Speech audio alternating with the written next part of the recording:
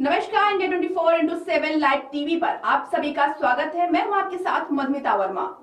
क्या धर्म ग्रंथ रामचरितमानस के बहाने बिहार और उत्तर प्रदेश के जैसे राज्यों में नए सियासी पन्ने बनाने की कोशिश हो रही है? क्या 2024 में बीजेपी के मुकाबले के लिए वोटों के ध्रुवीकरण की बिसात बिछाई जा रही है? क्या रामचरितमानस के बहाने देश में मंडल बनाम कमंडल के नए वर्जन की राजनीति को सामने लाने की कवायद की जा रही है?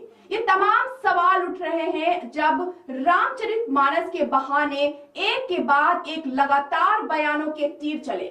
विवाद की शुरुआत बिहार से हुई। वहां आरजेडी एमएलए और शिक्षा मंत्री चंद्रशेखर ने रामचरितमानस पर कमेंट किया। उनके बयान से गठबंधन तक में विवाद उठे, लेकिन पार्टी उनके साथ खड़ी रही। अभी ये विवाद थमा ही नहीं था कि उत्तर प्रदेश में समाजवादी पार्टी के नेता स्वामी प्रसाद मौर्य ने रामचरितमानस की चौपाई का हवाला देकर टिप्पणी की। उनके सपोर्ट में अखिलेश यादव आए तो बीजेपी ने उन्हें हिंदू विरोधी कहा। वहीं मायावती ने इस विवाद से पूरी दूरी बनाते हुए एसपी और बीजेपी दोनों को जानबूझकर आपसी मिलीभगत से इस विवाद को खड़ा करने का आरोप लगाया, लेकिन ये विवाद थमने का नाम नहीं ले रहा। रामचरितमानस के बहाने हिंदी पट्टी में मंडल बनाम कमंडल की वापसी की आहट भी मानी जा रही है।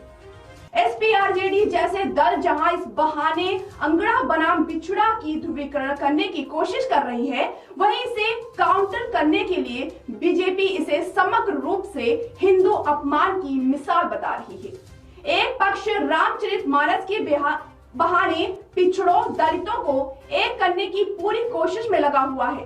बीजेपी को इसका एहसास है, इसलिए वह वक्त रहते इसे काउंटर करने के लिए आक्रामक है। हिंदी पट्टी में सालों से सवर्णों के हाथों में सत्ता में रहने के बाद 90 दशक में मंडल युग में पिछड़ों के बीच ट्रांसफर हुई। 90 के दशक में कमंडल से पहले मंडल आई थी। पिछड़ों को आरक्षण देने वाली मंडल कमीशन की अनुशंसा लागू होने के बाद देश की राजनीति पर गहरा प्रभाव पड़ा और अंगड़े बनाम पिछड़े की लड़ाई ने इसकी शक्ल को पूरी तरह बदल दिया। ठीक उसी तरह प्रदेश में ही अयोध्या में बाबरी मस्जिद को गिराने जैसी घटना और जय श्री राम के नाम पर राजनीति से कमंडलवाद भी उफान पर आया। मंडल रथ के सवार पर लालू प्रसाद यादव, नीतीश कुमार, मुलायम सिंह यादव, मायावती जैसे नेताओं को भी राष्ट्रीय फलक पर जोरदार एंट्री हुई। बीजेपी का भी यही से देश की राजनीति में मजबूत हस्तक्षेप भी शुरू हुआ और कांग्रेस इन राज्यों में हाशिए पर जाने लगी। राजनीति में तेजी से बदलाव हुआ, लेकिन फिर कुछ सालों बाद ओबीसी के अंदर भी कई खाने बनने लगे। दलितों का उभार हुआ।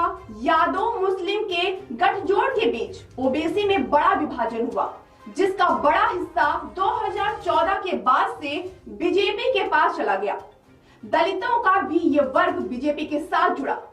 इससे इन राज्यों में बीजेपी बेहद मजबूत दिखने लगी। साथ ही हिंदुत्व 90 के दशक की अपेक्षा और मजबूत हुआ। बीजेपी के खिलाफ खड़े इन विपक्षी दलों को लगता है कि उनके ग्रेटर कमांडर कार्ड को तब तक काउंटर नहीं किया जा सकता जब तक जातियों के आधार पर बीजेपी का वोट न टूटे। दरअसल बीजेपी के लिए जानकार कहते हैं कि समग्र हिंदू एकता उसकी सबसे बड़ी मजबूती है और मंडल उसकी सबसे कमजोरी रही है।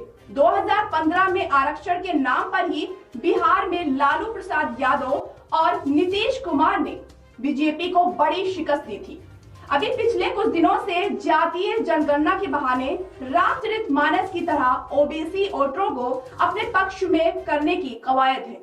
बिहार सरकार ने जातीय जनगणना को शुरू भी कर दिया है और इसी साल जुलाई तक इसके आंकड़े आ जाने की उम्मीद है।